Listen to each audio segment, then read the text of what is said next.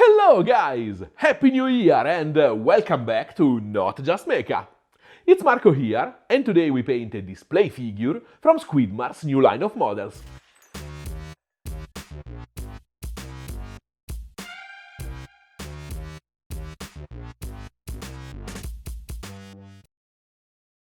This work is the culmination of a 2022 almost completely dedicated to the study of light, cinematic and illustrational lighting design, and the rendering of the most crazy fantasy settings and OSL effects. I'm well aware that, even if most of the time I'm handling fully fictional characters and virtual situations, not every model has to be this extreme.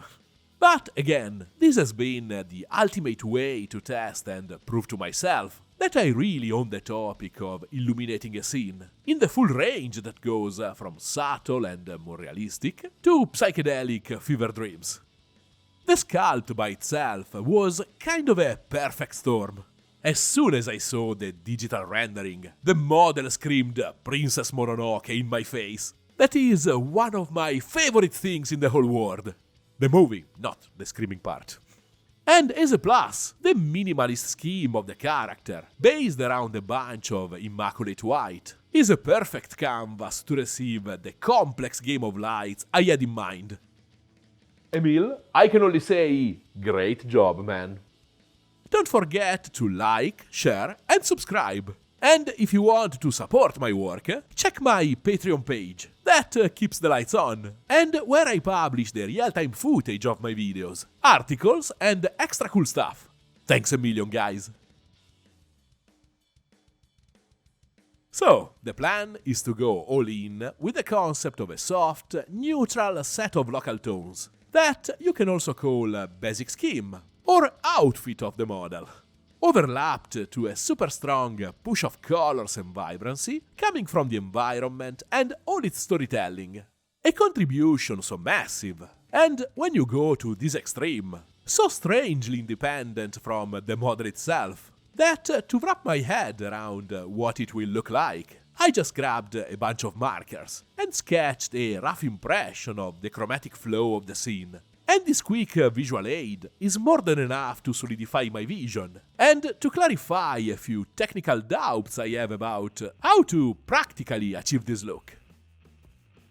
The foundation for the storytelling of the scene is a night setting where crazy projected lights can really shine, pun intended. So I start with a general foundational coat of matte, relatively dark, natural cold blue, to represent that stereotyped, diffused feel of the night, wrapping everything as the main environment.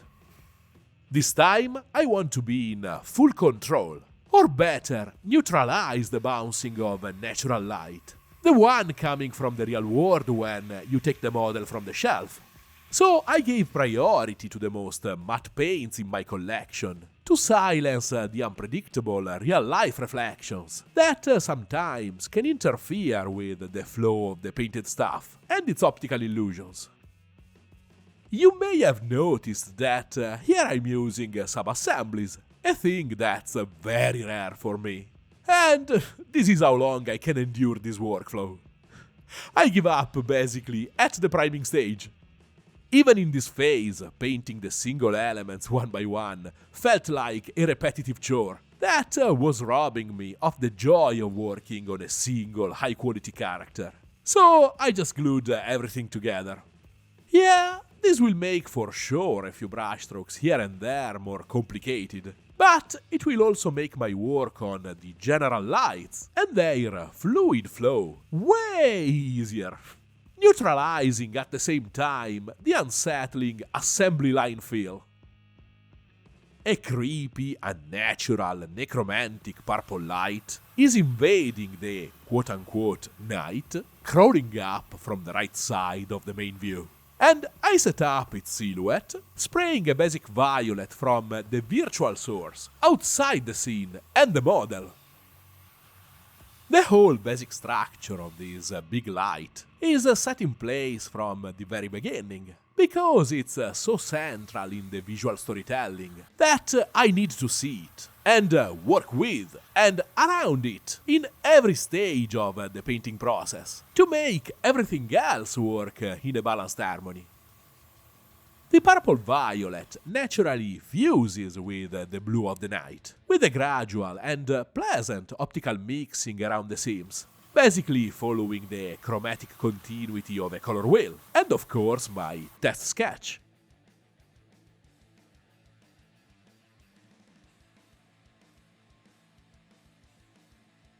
Similar idea with a more subtle intent and look on the other side of the model. I use a natural mid-value cold green sprayed from behind and above, basically with the opposite vector of the purple light. So in a both chromatic and narrative nice opposition, to render the sensation of a diffused light, filtered and tinted by a roof of leaves and vegetation. I imagine the scene taking place in a lush forest, and to deliver that idea without the need of a backdrop of an actual painted forest, I render an imaginary moonlight hitting a dense imaginary vegetation, then diffusing under it, while carrying all its greenish tones that are now projected too, and part of the white fur of the lynx, and the whitish outfit of the character. Then, losing intensity and fusing with the cold blue of the night I've already established. Again, the seams between the two tones automatically blend together in an organic continuity, following the turn of the color wheel. Now, I can establish the basic shape of the contrasting orange light coming from the spell in her hand. Because this is a powerful and intense light, with even its actual source fully inside the scene, it overwhelms, swallows, and covers all the others in its radius of maximum intensity. So it's kind of natural to paint it on top of the rest with strongly opaque paint. But even when I'm working on more subtle OSL effects, I like to follow the timing of the story, to correctly and almost automatically render the overlapping of lights/events, and the often tricky optical mixing of tones in the outer rims of the bubbles of light, where everything is mixed and nothing is dominant. To make it simpler, she's exploring the forest at night, investigating sinister rumors. Something necromantically fishy is happening in the corner. Zwoosh! Fire spell to illuminate the path and see what's really happening. I simply follow the story. What I really do while painting is to decide the intensity and diffusion of the light, regulating opacity and vibrancy, to set basically the virtual lumens and the radius of the bubble of light/application. But the actual order of operations comes all from the storytelling. With the rough sketch of the general flat shapes in place, that could even be considered as silhouettes, because that's more or less their simplified function. I can start defining more precisely the actual volumes of the sculpt, that for the moment have been just a flat screen for these projections. And I do it by increasing the values of my basic hues quite dramatically. I'm still sketching shapes here, and the smaller, softer connections between values will be rendered a bit by the overspray, and mainly by later brushwork. So I can skip a few value steps and jump directly to this purplish white. I'm still using opaque paint straight out from the bottle, because I trust my control on the trigger of the airbrush. But if you are just starting to experiment with this kind of approach, I suggest you to dilute your paints a bit, to increase the translucency and lessen the impact of the single blows, especially when you are working outside of the core of the light, where the opacity should be lower.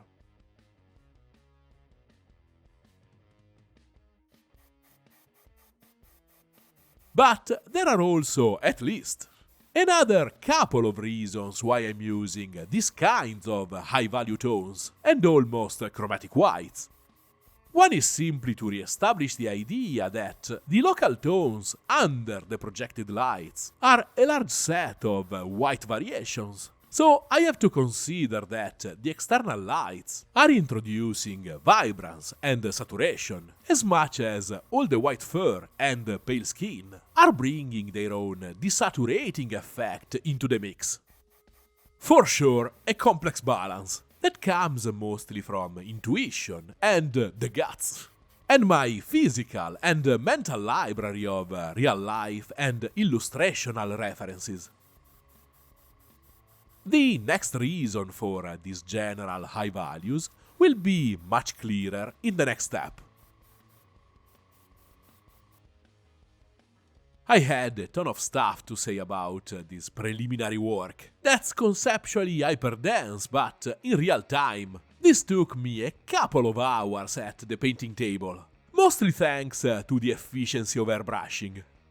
Again, this is just a sketch that can be easily done wet blending with the brush, but the airbrush adds automatic super soft edges, a unique desaturating effect that I'm chasing to balance the composition, and quite a lot of extra speed. That's always a plus when you paint for a living. From here, the whole work is done on the wet palette, starting with a bunch of GW contrast. The beauty of working with more transparent colors and translucent techniques is that you get a ton of freedom on how to practically handle and fix on the model the visual information, to the point where you can introduce the local tones, the intrinsic colors of an object, after and on top of the environmental use, if, like in this case, they are the true heavy lifters, with some serious influence on every independent bit. With a pinch of acrylic medium, I can regulate staining power and translucency, without any loss of density and brushable consistency. And a bit of acrylic retarder helps to improve the flow of larger applications, avoiding coffee stains and potential smudges.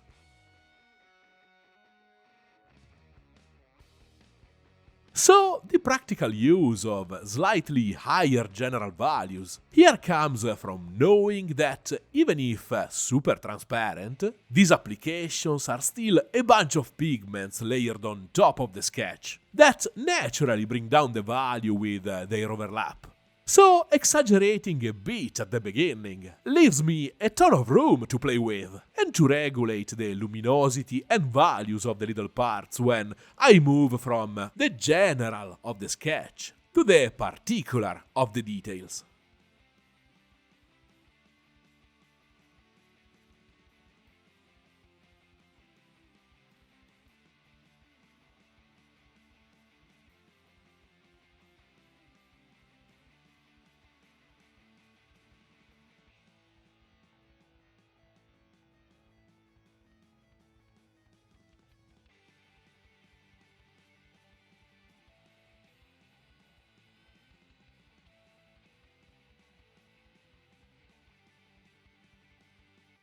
Now the details are starting to express their own nature, with more specific tones popping out from the chromatic baseline, and some initial rough definition, while I leave the big masses of fur in this blurred rendering that will help to support the look of a flowing mass of hair, without hard edges and many random overlapped layers of microstrands. And here is the crazy multicolored palette of vibrant acrylic gouache that will sit next to me until the very end of the work. Colors are everything here, and unlike what I usually do, I go crazy with the quantity of starting tones to maximize the variety of my potential shades and their saturation since the very beginning of the brushwork. I'm sorry to use such a mean time jump, But this is the only way I found to explain and summarize a ton of hours of very slow build-up. I honestly lost count, but I worked on these quite intensively for almost 2 weeks. So I would say, yeah, a bunch of hours. In the entity of this process, the single brushstrokes lose most of their meaning, compared to a speed paint where a few lines carry way more information. So here the important aspect to get is the objective of painting details and definition, and its flow on the figure. From a technical point of view, what I do is simply adding some kind of texture to everything, nothing more than that. But it's how this process is differently handled around the model that really matters. The goal is to create extra realistic depth and a better illusion of the size of the model, that in all its fantasy craziness is still trying to look like a one-to-one thing.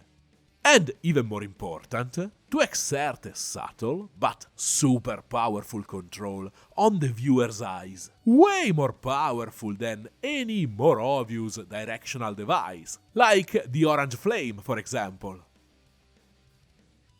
With a particular attention to the main view, my detailing and consequent definition go from a crazy high density in the focal areas to progressively lower and lower concentrations all around.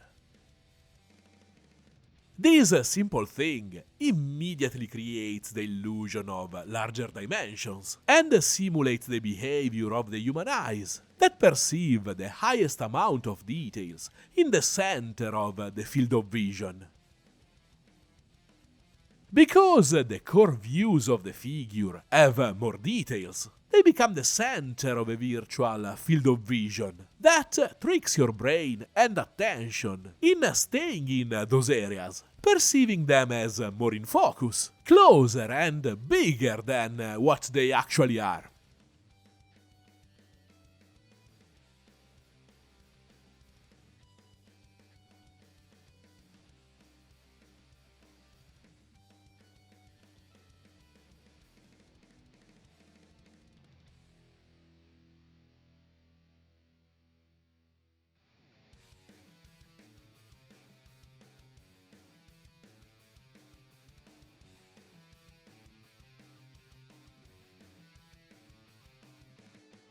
And here is the final result. One of the most inspired and heartfelt works of my 2022, and for sure the most conceptually complex and challenging. Ironically, as you saw from the video recap, from the practical point of view, I mean the actual hand and brush movements, the process is linear and not really complicated. And thanks to that, I was able to fully immerse in the lovely reiteration of the flow of painting fur and gentle soft textures. This is also a turning point, where I feel that I can move on to the in-depth exploration of other topics, probably hyper-realistic texturing, and like a secret ace up my sleeve, use these effects to support, enrich, and add complexity to new main subjects. High-quality display models are becoming more and more part of my everyday work, so there will be no shortage of opportunities to go in depth into this kind of stuff. If you like this video, give it a like and subscribe. Remember that you can ask me anything down below with a comment, and you can follow my projects during the week using one of my socials. And if you want to support my work, check my Patreon page and join the community, or maybe ask for a commission. See you next week, guys!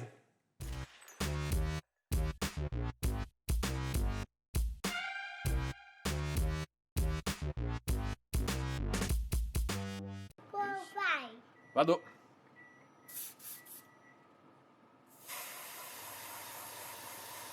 Gatto blu. Gatto blu, Space Marine.